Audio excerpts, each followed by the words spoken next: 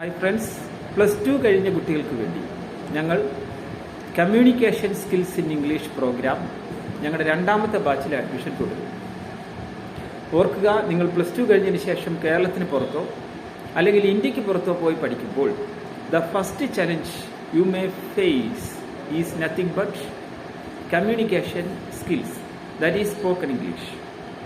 You don't know how to convey your ideas in classroom or in public places. That is your first problem.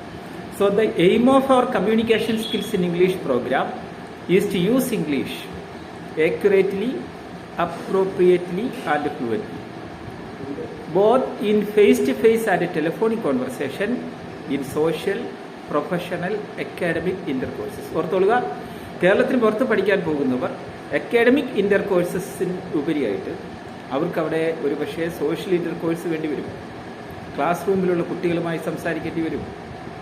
പലതരത്തിലുള്ള സെമിനാറുകൾക്കും അതോടൊപ്പം പലതരത്തിലുള്ള group ഡിസ്കഷനിലും ഏർപ്പെടേണ്ടി വരും. Which is the language?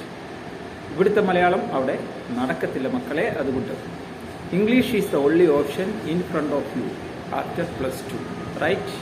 So അത് aim വെച്ചുകൊണ്ട് English academy നിങ്ങൾക്ക് communication skills in English programme നല്ലവണ്ണം ഇംഗ്ലീഷ് കൈകാര്യം ചെയ്യുന്നതിന്, കമ്മ്യൂണിക്കേറ്റ് ചെയ്യുന്നത് ഉള്ള കഴിവുണ്ടാക്കി ഞങ്ങളുടെ രണ്ടാമത്തെ ബാച്ചിലേക്കുള്ള അഡ്മിഷൻ തുടരുന്നു. നിങ്ങൾ വരില്ലേ?